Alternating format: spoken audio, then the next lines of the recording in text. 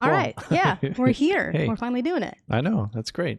So let's start with maybe introductions. You want to explain who you are and a little bit about what you do? Sure. So my name's Paul. My last name, Paul Burns, right? Let's Mr. start Burns. Yeah, that's right. Mr. Burns. I get, Professor Burns. no longer do I get Simpsons jokes. It's like too old for some reason, but I used to all the time get You know, Simpsons jokes. it's still in the meme culture. I see it all the time. I'm It is. surprised you say that. That's true. Yeah. Yeah. Yeah. But I don't get it much. So let's see. What do I do now? Now I'm a professor at Cal State Long Beach. I work in 2 different areas. I get to teach pre-service teachers how to integrate technology into their lesson planning. And then I also get to teach freshman students how to be creative, generally in science. Nice. Are you still teaching the like preliminary educational technology class still? Like 444? Yeah, Is that's that right. it? Yeah. ETech 444. That's right. That's the one. Yep. So what got you interested in like educational technology and instructional design? I mean, you have to go way, way back to like when Take me back. when I was Take 10, me back. right? So Take when me I, back, When I was yeah. 10, that's like over 40 years ago, right? My even probably before that too. Like my dad was always a tinkerer and would always have electronics around in the house. Like I remember he So had what kind of electronics? well, Yeah. like he had a keyboard, right? But the keyboard was only playing basic notes, and it would shift the frequencies a little bit. Mhm. And then in the garage, he was building this massive thing that was as big as a rolling keyboard, but it was all levers and dials and knobs and everything like that. An organ of sorts? No. This was just an interface. Just so an he interface. would take that interface and plug it into his electronic keyboard, and then he would tweak the dials. And this is the first synthesizer I had ever seen. Oh, So it's like a he'd- MIDI controller of sorts. Totally. That's That's exactly what it was. awesome. So he like change it to a square wave or some different attack or something like that. And it was just amazing. And Yeah. I'd sit there and look in this thing and, look at all the different transistors and look at all the different ways that he had done stuff. And then we had oscilloscopes and all that. But my favorite thing, strangely, was we got this thing, a TI-99. Never heard of this? Yeah. So this is basically one of the very first computers, not the first, but one of the first computers that was meant for homes. Like small enough to not require its own room. Kind of deal? Yeah. Yeah. And, I mean, it was like a Commodore 264. Do you know what those are? Okay. No, Yeah. but is that like No, I don't. No, I don't. Anyway, I was going to make a Lionel how Richie about- joke. How about the? Yeah. But- That's good. Do you know? So, what's the oldest computer you know? How about an? Yeah, the Macintosh with the like retro colors. Yeah. On 'em. You know what I'm talking about? Is that the one that was just the iMac, like the little? No, the little laptopies. Oh yeah, no. You know what I'm These talking are- about? This was before laptops, so they imagine. only had desktops, right? Yeah. So this desktop, it came with like a CRT monitor, so it was pretty much just orange text Mhm. with a black screen, and it had a keyboard, and it had what looks like a regular CPU, Yeah. but inside of it, that was the whole I box like how itself. you're doing this for CPU No, but because they're literally much the whole smaller box now, was right? a CPU. So Yeah. this was it right there. Yeah. And on the side was your storage, your disk drive, and those were the 5.25-inch floppies. They were these big things, and I think they held, I forget how many kilobytes they held, but that's what they Small. held. It was very small. Little. And on that, I could play the game called Munchman, which was a What? ripoff of Pac-Man. So OG gamer in the studio today. That's it right there. Yeah. Very And nice. It was amazing. So that I just enjoyed that. And from then Yeah. on, that system got a little bit better. And I remember like being in college and having my own, and I was able to make flyers on this like really rudimentary software and like for birthday parties and stuff like that. So it's always been a part of my life. Mhm. And I get it, like we had video game consoles too. Like we didn't have Atari, we had ColecoVision. Do you know ColecoVision? Mm-mm. Yeah. Do not. But you know what Atari is. Yeah. It has So- like the joystick thing, right? Yeah. Similar, but it was like just a competitor. Okay. And so they had different games and it was fun. And Yeah. my friends would come over and we would all play these games for hours and hours and hours. So Yeah, that's kind of so- how I got into it. Yeah, I think that is not dissimilar to a lot of people's stories. Like mine, Yeah. it besides your class, that I think was the catalyst for my adult interest in it. Yeah. I think mine was also just tinkering around. We got AOL dial-up, Yeah. and I was the only one in my house that was Yeah. interested enough to figure out how to get it to work. And, Yeah, and then obviously I did become the designated troubleshooter. So I had to like relay that information. Yeah. And I even made like a bullet point sheet for the moments I was not in the house. Yeah. See, so yeah. that was kind of like my beginnings. And then obviously your class, a lot of tinkering around with like just new tech. I love that you jump from your AOL There's nothing in to between. my class. There's nothing in between. No. Great. But I do think those two moments, as far as like technology and education and marrying those two, Yeah. I think that was it. Because I was already doing a lot of ed studies as far as how learners learn. Yeah. And then it became more practical in your class. You know what I Right, mean? right, For application. So it was really enlightening. Yeah. Well, I mean, that's the goal of that class, right? Nailed it. That's the way it's designed. Yeah. So, yeah, that's cool. But what are you tinkering with lately? Any softwares, any cool hardwares or anything fun lately? I don't tinker with too much lately, just because we're doing stuff with our house right now, and like trying to make our house a livable thing. But there's a lot of weird technology that goes into that. You know, Are you like, smartifying your house? in a bit, Or, yeah. you know So, what I mean? like my favorite thing I've done lately is so silly. Is this for a little bit of money, you can buy these different types of why can't I even think of it? Like, it's a faucet that you would put in your kitchen sink, right? Mm-hmm. But it's a motion faucet, so you just turn it fire. on, turn it off, and then Yeah. you move. You can pull. And my favorite part about it is, even though that's novel and fun, and it's just as simple, like Practical. it is, but it also saves water. It's so Yeah. weird how much water I'm saving, because I'm just waving my hand in front of this when I want to turn it off. You know what though? When that technology fails, and it does in the bathrooms all the time. Sure. You see those? Yeah. When you're washing your hands, Yeah. it's very sad. It is, but usually it's just a battery. Oh, So, true. yeah. True. I was enamored with the pot filler when I started seeing those in house shows. It's not fancy. What's it's the pot filler? It's above your stove, so they install like a water line right there. yeah. Limit the traveling. Yes. I love those things. That's It's really thinking fantastic, ahead, you guys, engineers out there. I see you. Yeah. So I mean, not too much in the technology world right now. I'm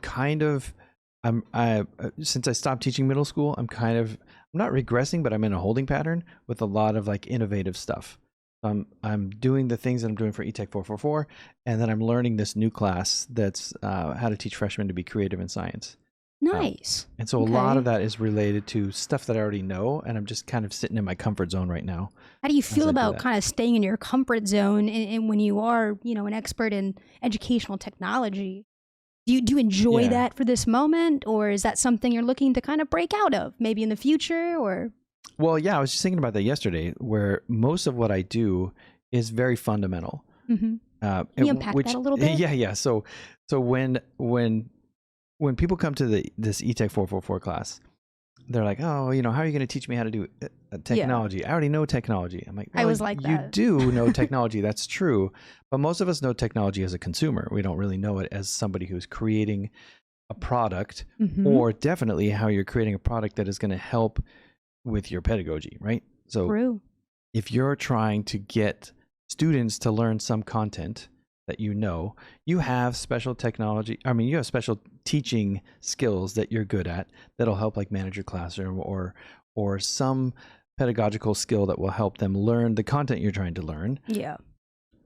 But sometimes, bringing technology into that is going to just muck up the waters, right? Yeah. Or feel forced. I've been in a few classes and I'm like, yeah. does this really matter? Or are you just doing it to lay on a layer? Right, you know? right. Which one of the very first technology classes I ever taught was not this course, not this program. Obviously, not what I'm talking about. Not your class either. Moving on. No, that's Yeah. that's fair, because there were times that I taught like a 6th grade computer applications class, and many days I would say, okay, get out a paper and pencil. I'm like, wait, this is a computer class. How are we not turning on our computers?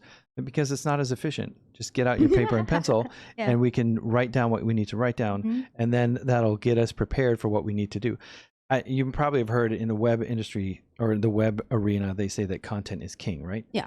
And that's true for even when you're getting into a computer applications class. If you don't have anything to do on the computer, you don't have any content to work with it, then you're just toying around. Yeah. And that's not really what we're in that class for, right? Or in a classroom for. Yeah. That's for my mornings. You're right. Yeah. And just log on my I computer. love technology for playing, but Yeah. also, I try to get when I was teaching middle school, it was always about like, if you're in this classroom, the technology you're using is a tool. We're only using it as a tool. We're not playing. So how do you feel, and I didn't preface this earlier, but about the gamification of learning online and in online learning communities? Are you familiarized with that kind of aspect of EdTech? Yeah. I think it's absolutely necessary. You do? Oh yeah, because well, first of all, you got to go back a little bit to why I'm even in teaching. Yeah. I Take us back, Paul. My original reason was because I had an audience, and that was great. So you're a theater kid. Yeah, basically. Basically, same. But then I started to realize like that's not an effective use of my time or their time. And so then I noticed, I dug a little bit deeper, and I noticed like, oh, I'm really here because I want every kid to have a voice. Mm-hmm. And I would even like shut up some kids because they were talking over other kids. Mm-hmm. I'd be like, okay, I'm not shut them up, but you know what I mean, in a nice way. They're hold on voices, right there. Yeah. We've heard from you. I really want to hear from so and so. What do they have to say? That kind of thing. And then I started to realize like, oh, education is really, it's only effective if people are enjoying themselves. Mm-hmm. And that doesn't mean that it's not hard. Like you can be having a great time. Like I've lost soccer games. Yeah. But had the best day of my life playing against a team that was like equally matched, and it was like a really hard game, right? Mm-hmm. Same idea with education, right? As long as you're enjoying the process and you're making progress or losing, but still understanding why you're losing kind of thing, right?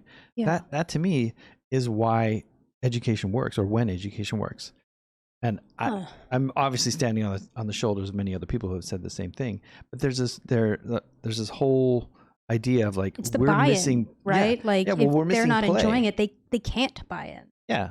So. And we miss out on play. Like I think Ken Robinson even started talking about this, where he's saying schools kill creativity. Like I've heard that before too. You watch kids go from preschool into kindergarten, and you see, and it's no fault of the teacher, because the teacher is now 1 against 30, right? Or 1 against 20. Or 50. I don't know. Right. I don't know what the ratio's at today, but I do know it's slowly increasing. But even if it's 1 against 20, and you have 25-year-olds and you're trying to get them to do something, there has to be some sort of like line up, everybody. Sorry. No like worries. line up, and otherwise, you can't control them. You can't get them to do anything, right? Right.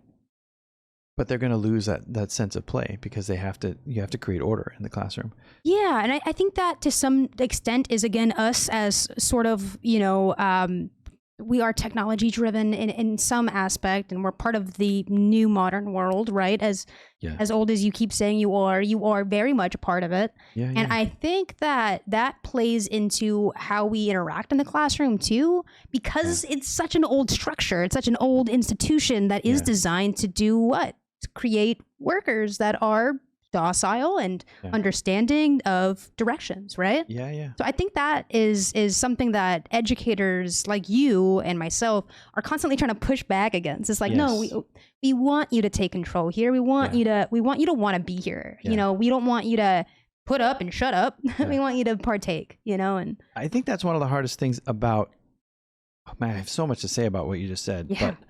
But if I keep it in the context of the college courses, I think that's one of the hardest things about teaching a college course like this.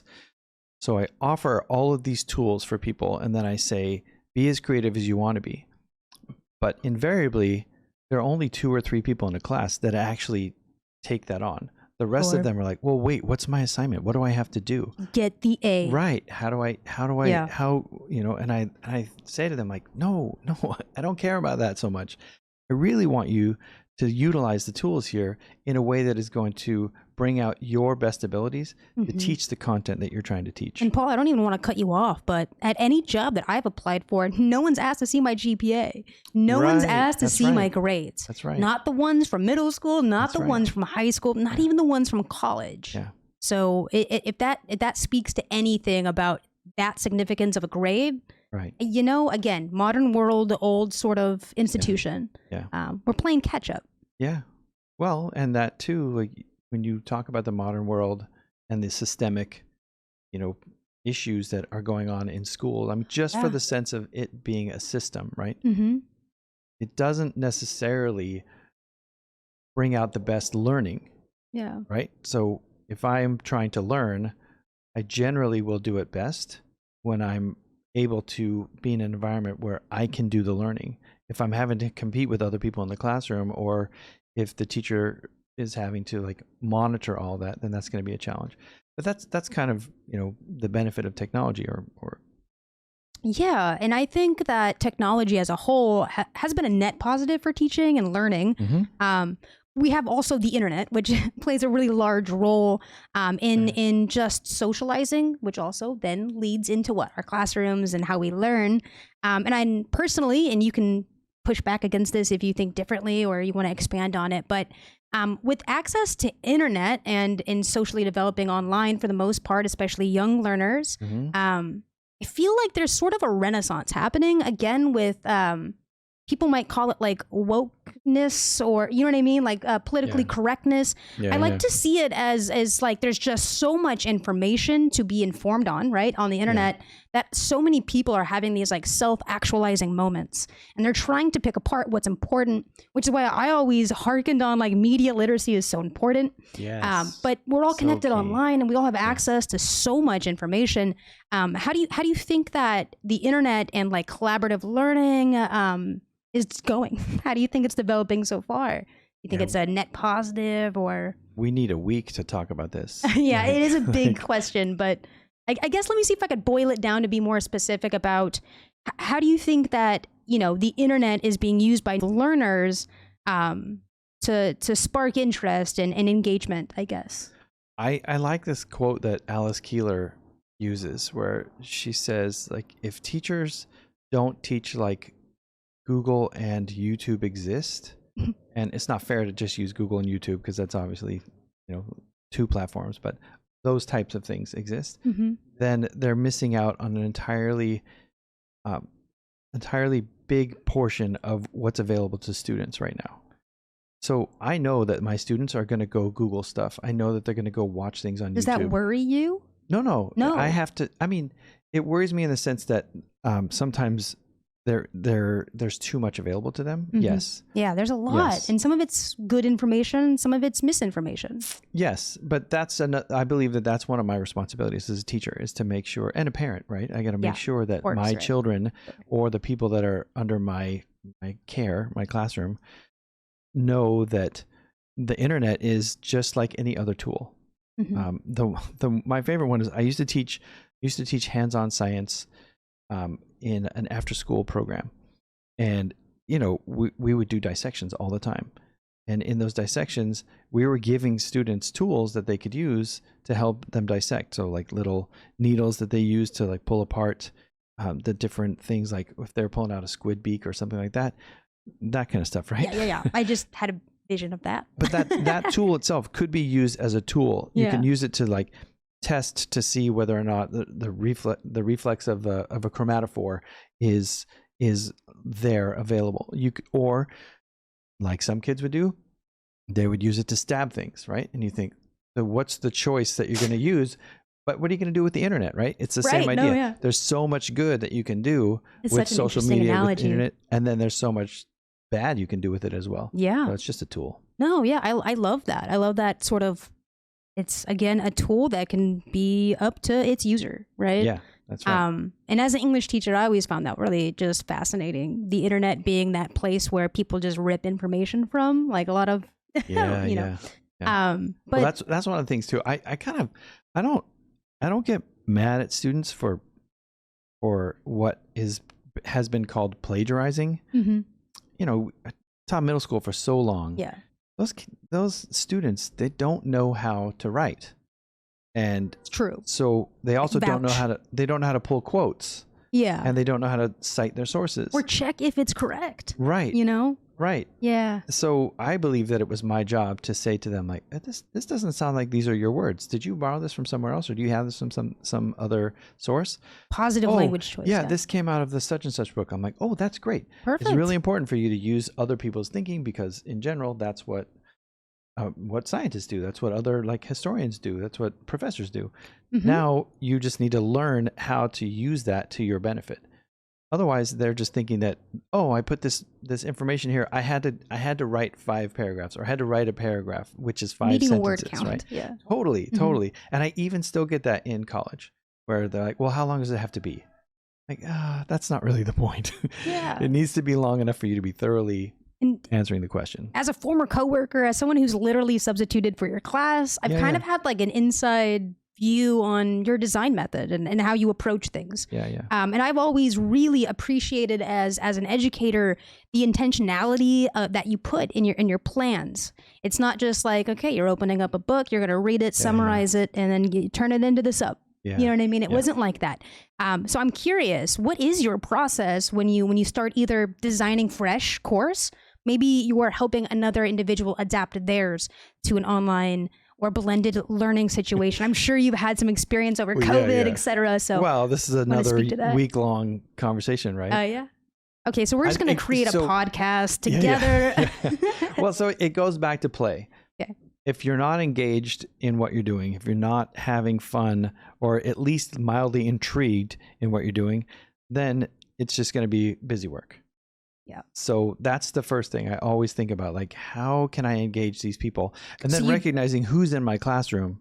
Sorry, I was going to ask, because like I've always done it very stereotypically, right? What learning objective? And it sounds like you don't start that way right off the bat necessarily. Maybe I do. Maybe that's inherent. Maybe it's just something that, oh, well, I need them to learn this. So where am I going to start? So, I mean, yes, I am starting with the objective. Okay. But the objective to me is, I mean, there's always a different objective, right? Yeah. And if it's probably going to be boring to the students.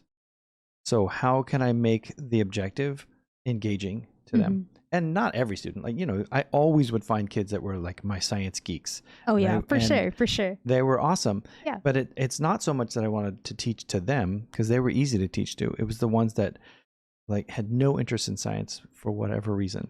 You know, those are the ones that I was really trying to get in. Yeah. I had this one professor at Cal State Long Beach in a health science class. Very cool guy. And he called me his barometer. So like, I always thought that was funny. Because like I wasn't very interested in the class. Yeah. But if he lost me, then he knew. Yeah. Like something's up with this lesson. You know? And that's fantastic. Yeah. Forget his name. Yeah. Shout out that guy. You know who you are. Nobody loves me. Nobody cares. That was his saying. Good guy. He would say that to you? No, the whole class. Because again, not a lot of people were interested. It was a class that you had to take as a you know, pre-teacher for health science or something, you know, and really everyone was there and no one really wanted to be. So but yeah, so you've been working at Cal State Long Beach for how many years, Paul, and in this kind of field? Let's see, I started in 2018. So what does that make it? 4 years? Almost 5. Yeah, almost 5 years now. Almost 5 years. It was January 2018. Yeah. Almost 5 years.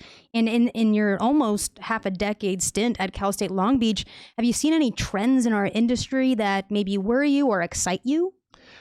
Yeah, so social media has really taken off. Yeah. Especially during the pandemic. You know, even though it was there before the pandemic, it's taken off specifically with like K-12 kids. And in e-learning, we refer to that as Web 2.0, right? This idea of like social forums and exchanging ideas in sort of a open source way, right? Yeah, I think so. I sort of understood Web 2.0 as something else too, where tell me. Well, you have a choice, right? And Web 2.0 isn't so much like you're being fed the information, but you can choose what information you want.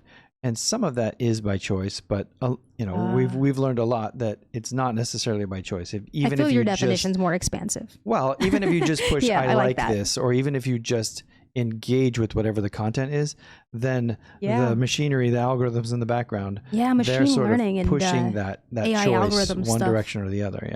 Yeah. So back to your point about trends in social media that you're seeing, is that something that excites you, or is it something that is causing worry in your field? I mean, it's a power tool. So like I said before, you know, you have tools that are these little tools. Now you have this power tool, and you're putting it in the hands of young people who don't know how to use the power tool. They don't even know how to use the regular tools of communication.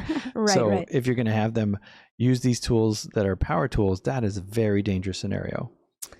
And yeah, I keep thinking also in the realm of like middle schoolers. So I'm trying to get myself out of thinking that way and think as adults too, you know, because I automatically think social media, middle schoolers, technically you got to be 13 up, and you know, and it's just like I always kind of grappled with that as an educator of like, why are you trying to follow me? And I'm like, you know, I feel like it's a personal space, social media. So I'm also grappling with that as someone who works in social media. Is how separate should it be from our professional learning environments? Right. You know what I mean? Right. I think it's a really important tool. Also, it's a little scary. It is. It's a little scary. So I analogize it to when I was in middle school. We were offered, as a 7th grader, we were offered metal shop. Awesome. And then as an 8th grader, we were offered wood shop. Never had that option. Yeah, I know. Never had that option. So, you know, in metal shop, you got to like use a roller to bend metal. You could make a sugar scoop. You had all these parts, but you never got to do the welding. You could do the sanding. You could do, you know, wet sanding. So you learned all these things. But yeah, the teacher was the one who was doing the welding and the very dangerous stuff. And if in wood shop, you were allowed to use the lathe, which was a pretty amazing, you know, thing, because you could get really hurt if you don't know what you're doing, right? What's a lathe for the people maybe watching that don't know? A lathe is basically a drill, right, that spins super fast. Is it like a... And you can no. So it's a sideways drill, and you put a piece of wood on it, or you put something that you would like stick onto it, and then it sits in this housing that has like a rail against it. Yeah. And then you put these very sharp tools on the rail, and as the thing spins around, the sharp tools will dig into that thing. I can see why they took that out of schools. That sounds very dangerous. Yeah, I mean, I get that. That sounds so dangerous. I mean, surprisingly, there weren't that many injuries that happened with that, and there were never any serious injuries. That's beautiful. If anything, there were just like small cuts that people did, or well, nicks here, you know. So, but I mean, still, it was expensive and it was dangerous, but it's experiential. You know, it's just a dangerous place to be making mistakes. That's all. You know? So, but it was a good thing. So the reason I tell you this is the same reason that social media is similar to a power tool. Yeah. Like it's like welding. It's like the table saw. You weren't allowed to use the table saw because you could lose fingers that way. You could use a saw. I want to push back a little bit, if you don't mind. Yeah, please. I feel like social media in 2022 and going into 2023 it's much more malicious, and that's by design. It's not a bug; it's a feature. And what I mean to say is, you can accidentally fall down rabbit holes. For example, you're on YouTube, you watch a video, the next suggested video, you click that. Depending on what they tag, YouTube can push you in, funnel you into very dark places of the internet. And I just worry about that sort of aspect of it. Yeah. And kind of being like just pushed unknowingly, not necessarily knowingly, right? Yeah. Those are the things that I worry about, is taking that autonomy away from someone and leading them down, especially when it's younger learners in secondary education, for example. Yeah. So those are the things that I worry about as someone who is trying to use social media in my own, you know, developing and building these relationships with online learning communities. Yeah. Well, I mean, it's a Wild West in a sense right now, because we don't have any type of regulation on it, right? True. And companies are like, well, we don't want to put regulation on it, but you do have children that are using these things. Yeah. And you can say like, well, that's the parents' fault. The parents need to do that. Fair enough. But it's not like companies are making devices that limit that stuff. If you're going to put all of that on the parents, and the parents don't have all that technological expertise, that's a rough thing. You need to make it simple and make it straightforward and easy. Yeah, I just wish like just everybody had more awareness of the ability that is behind some of these websites to track and push you into certain places. What there's a special that was done, social something or other. I think on Netflix. Is this right? It's part of the Curious or something, like the larger. It's a TV show, right? It's like one of the smaller episodes, I think. No, that is a good one too. But you know what I'm talking about? Yeah. I forget what this is called, but generally it was looking at how algorithms are driving the way we stay looking at our phones. And yes, that too. Yeah. It was positioned as a documentary, however much you can say it's a documentary, right? But it obviously had a slant. So the question about that is like, can we pull away from that? and I don't know that we will ever pull away from that, because the cat is out of the bag in that regard. We will, no matter what, we will have social Let's media. lean into it. Let's just get in the metaverse. Yeah, I mean, in a sense, like that's what's going to happen, right? Sure. Yeah. How do you feel about the metaverse? If you don't know much about it, there are teachers there already, lawyers. There's actually like a whole world that is operating within the metaverse and other things that are similar to it. Yeah, I think the metaverse is a better version of Zoom. I know that's distilling that is a cool it way idea. down, right? Yeah, no, I think that's a really good analogy though. Yeah, because it could be. Zoom was fun, or like video conferencing was fun in the sense that it was novel at the beginning. It got to be very challenging to do any collaborative work, or it was also challenging to make connections with people that were like honest connections. But I feel like if you had a more three-dimensional, I mean, when you go into the metaverse, you have a little bit more of a connection, and it feels more like you're there, right? Yeah. And I think that's a nice, I mean, so distilling it down to for sure the simplest forms, right? Yeah, I just think it's really interesting that there's like communities in the metaverse that actually like conduct classes. Yeah, it's a thing, and they study in the metaverse, and there's lawyers, and you can meet your therapist in the it's just it's really wild application. Yeah. But that's a good thing, especially for. So like. One of the things I loved about Zoom was classroom management, right? Mute. It was yeah. I mean, that part Go to the waiting room. Great, but also that was great. That became sort of an issue for kids too, because then they would think like, well, I don't have to talk. Yeah, I can sit back. Camera and off. They could. Yeah. Yeah. So there was that aspect that wasn't good.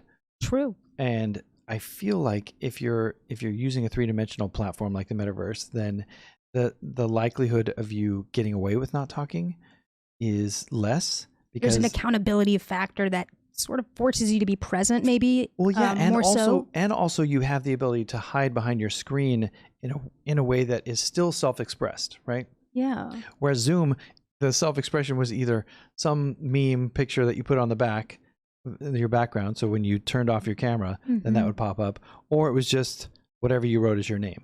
Yeah. Right? But now it can be your self-expressed being. So you want to wear rainbow colors, you want to change your skin tone, you want to change your hair, you want to be a lizard, whatever you want to be, then that's what you can be, and we can engage with you in that way. You know what I appreciate most about the metaverse as it stands today in 2022? There's no legs, so you don't know how tall I am. I'm a very short person in person, so yeah, nice. Yeah, that's good. So, Paul, I've kept you here for about 30 minutes. I'd like to get some, spill the tea a little bit with me. Yeah. Have you ever just designed something maybe you were super excited about? You get to the implementation part of that process, and it just fails. It falls flat. Yeah. How do you grow from that, and what does that look like for you? So I've taught this class 9 semesters now. Which one? The preliminary E-Tech sort of, 444, the EdTech, nice. And I'm always trying to like find better ways to get collaboration to happen, and I'm always trying to find better ways to get learning to happen. And oftentimes the learning happens when you're relating whatever it is you're doing to somebody else's learning. And making it personal of some kind. Yeah. Mm-hmm. So we've done this thing. It's like evaluate an app. So it's supposed to be like, first off, it started off as a 2-week thing where the first week is you spend the time evaluating the app. The second week is then you design something like a slideshow or whatever that explains the app to all of us so that we can learn about that app. And I'm like, that's too long. I need it to just be 1 week. So 1 week, it was too long because nobody did the first week anyway. They didn't actually go through and test the app out. Instead, you don't have to say anything. I just know from experience, right? They would actually start working on it, 2 days before it was due. So I whittled it down to a week. I turned it into a Padlet where you make this presentation, you post a Padlet, and then people could see everybody else's, and sometimes they would look at other people's, sometimes they wouldn't. And you can see the view count on that too, is that right? On Padlet? Yeah. I don't know if you can see the view count. You probably can. I haven't ever looked into that. So now I got to look into that. Sorry. Yeah. No, that's great. That's great. I want to learn those things. And then now I've gotten it to a point where, so here's where I tried to start it and it totally failed. I'm like, okay, you're going to go look at other people's, and then you're going to comment on other people's app presentations, but you're commenting in a way that shows the connection between your app and their app. Like a gallery walk of sorts? In a sense, but it was virtual gallery walk. The point of it was to look at the app you chose and compare it to the app that they chose and see where are their connections. And the questions that I ask in designing your presentation are somewhat specific, like how's this going to make you a more effective teacher? How's this going to benefit your students? How are you going to actually use this in your classroom, right? Right. So how can you make connections there? And oftentimes they would still just say, hey, really cool job, nice app. I like the colors. It looks like my app. Why can't I get this to work? Yeah. And so that was frustrating to me. So I'm like, no, this isn't working. I don't want to like mark off the points because they're not doing what I'm asking them to do. It was obviously I was not instructing this well. Right. So this year, for some reason, no, not for some reason, I'm teaching this other class in freshmen with the freshmen. And one of the chapters in the book is called body thinking. So it's like body thinking. Body thinking. Yeah. Like thinking about your body? Yeah. So as a creative tool, how do we think with our body? Oh, that's intriguing. So like if you were trying to describe to somebody like, okay, you're going to go, this way, then you're going to go left, then you're going to go right, and then you're going to, right. If you have them do that, then in that regard, they might remember it better. Or if they go through an action in some way, then they'll learn it better. Sign language is a really good example. So in a way, are you talking about like building the schema, like a pre-existing knowledge, like scaffolding or something? Or no, actually physically using your body to create neural connections in your brain that will help with a learning process. You learn something better because your body does the movement. Oh, so the learner's body is in motion. I thought you were talking about the instructor's body.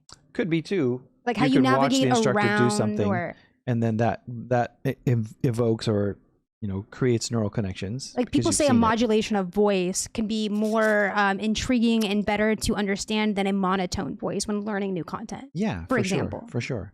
So there's that C1. My mom used to always say, learn one, do one, teach one, and then you know it, right? And in this case, this would be the doing part, right? See, my mom always just said, those that can't do, teach. Different moms. I don't know. Oh, my goodness. Another podcast, another week's podcast. Just check it out next week. Subscribe to the Patreon. Well, so if you think about what I was talking about at the beginning, I tried this time to set up a scenario where my class would go through the motions of what I wanted them to do on Padlet. Okay. So like physically go through the motions. And by physically, what do you mean by that? Because it is online. Yeah, right. What does that look like physically, going through motions from virtually? So I took them to a website that had 50 different like exercises. Oh. Right? And I said, pick one of these exercises and think about how you're going to demonstrate it to all of us. And they're like, what? We have to speak in front of the class? No. Just pick the exercise that you're going to demonstrate for us. Think about the form. Think about how you're going to like hold your body in certain ways or whatever. And you're going to have to teach it to all of us, right? Yeah, my anxiety is already peaking. Yeah. So they all come up with theirs that they're doing. And then I say, all right, now you've got about 7 minutes to go and share with each other. So they go and they share with each other. So like I would be in a group with you and maybe I'm teaching you how to do arm circles, right? Right. So like, oh, you're doing, no, keep them straight out like this, don't bend your elbows, blah, blah, blah. So I'm telling them all that. Okay. And then you would tell me yours and maybe it's like the perfect push-up. Like, okay, we're doing this, holding your core, blah, blah, blah. Right? Okay. Now go back to your seat. Here's some sticky notes. Write on a sticky note, how does your exercise relate to the person that helped you with their exercise? Oh, cool. They're both working out our arms, right?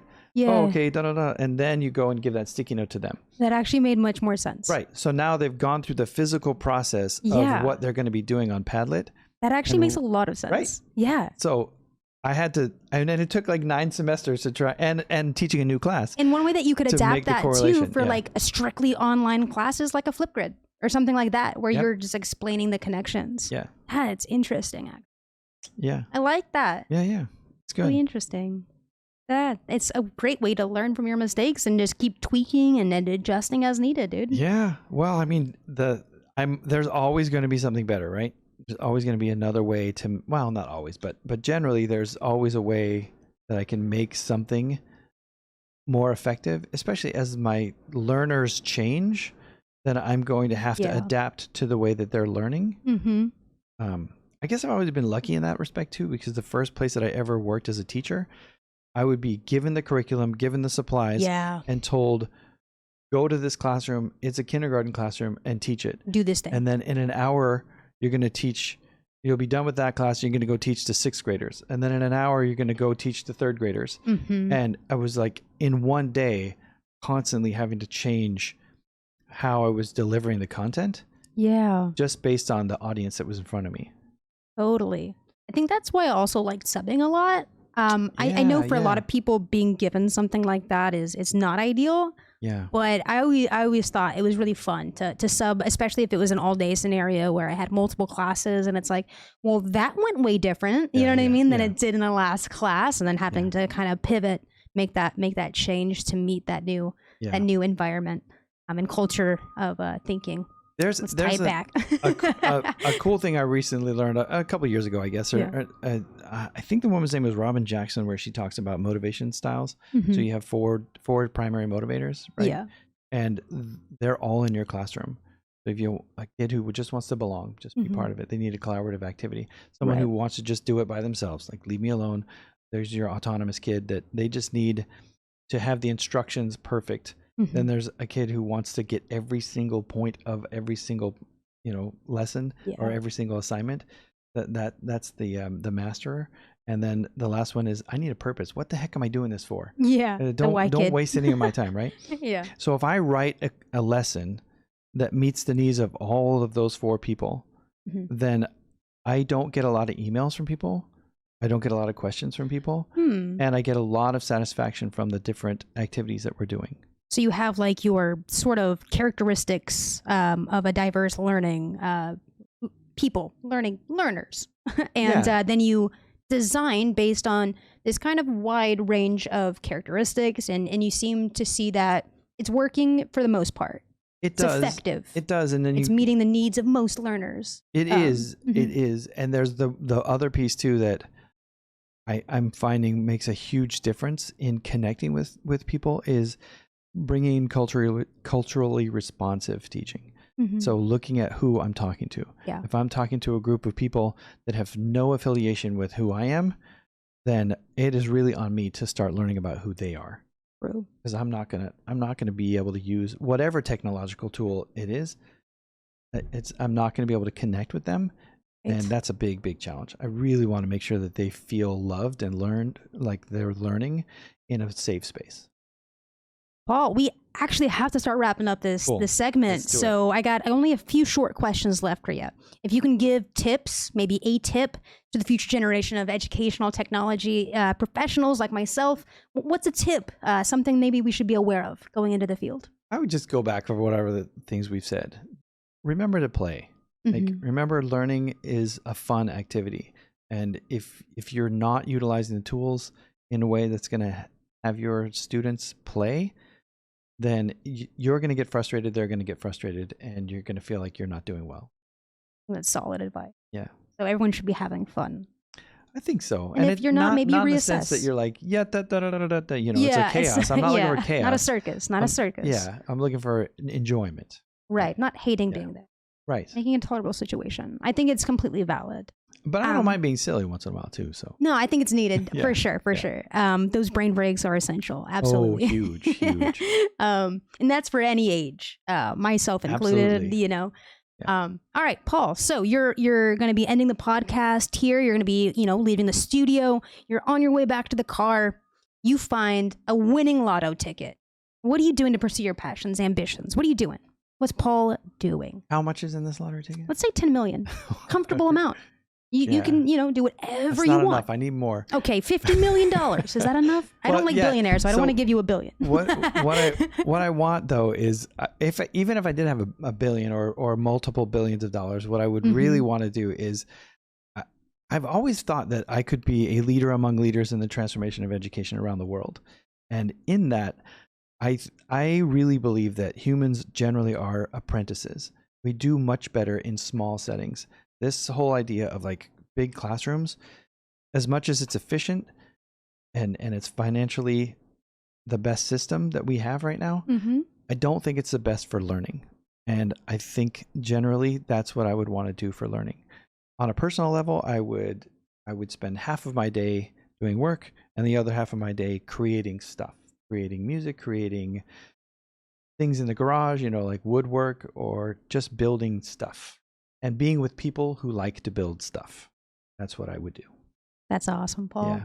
Any last kind of words of wisdom before we say goodbye to the viewers today? I'm just grateful. I'm grateful to be here, grateful to do this with you. You know, you're an awesome human. You're I awesome. think that this is a lovely project to be able to get to do, and I feel super flattered to be able to do this. In general, just being in education is something that I feel grateful to do as well. Awesome. Me too. Yeah. Me too. And I think that is a beautiful note to end on. Yeah. So, Paul, thank you so much for coming through. Yeah, thank thanks you for for your having me. time. Thank you for sharing your insights and just giving us your wisdom. Really appreciate it. Yeah, nice to be here. Thanks. All right. Thank you guys for watching. And that's going to be it. We're out.